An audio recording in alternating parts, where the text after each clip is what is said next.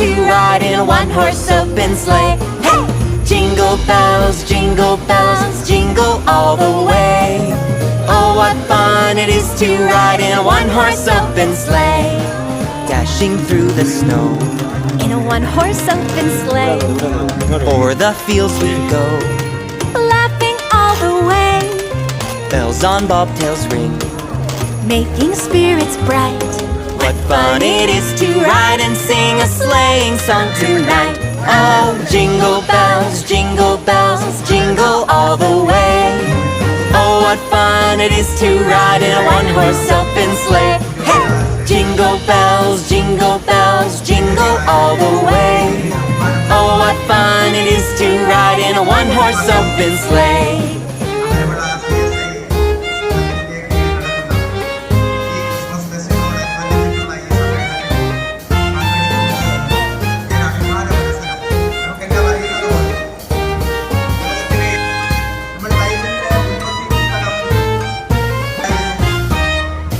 Dashing through the snow in a one-horse open sleigh.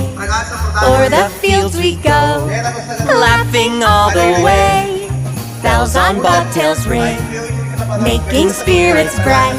What ആ പ്രകാശം എന്ന് പറയുന്നത് നമ്മുടെ ചിന്തയിൽ, ആധ്യാത്മിക ചിന്തയിൽ മാത്രമല്ല, നമ്മുടെ പ്രവൃത്തിയിൽ, നമ്മുടെ ചിന്തയിൽ, നമ്മുടെ കർമ്മപഥത്തിലെല്ലാം പ്രകാശപൂരിതമാകണമെന്നാണ്.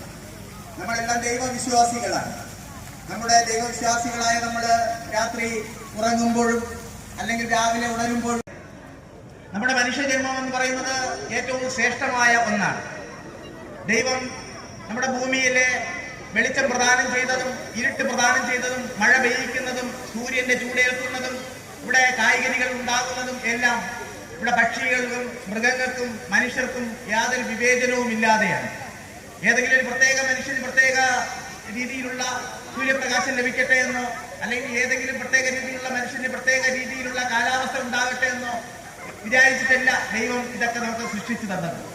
നമുക്ക് എല്ലാവർക്കും തുല്യമായിട്ടാണ് ദൈവം ഇതൊക്കെ സൃഷ്ടിച്ചു തന്നത്. അതിന്റെ ഏറ്റവും വലിയ ഉദാഹരണമാണ് ലോകത്തിലെ ഏറ്റവും വലിയ ഗുരുവെന്ന് നമുക്ക് വിശേഷിപ്പിക്കാൻ കഴിയുന്ന യേശുദേവന്റെ കർമ്മപദം തന്നെ.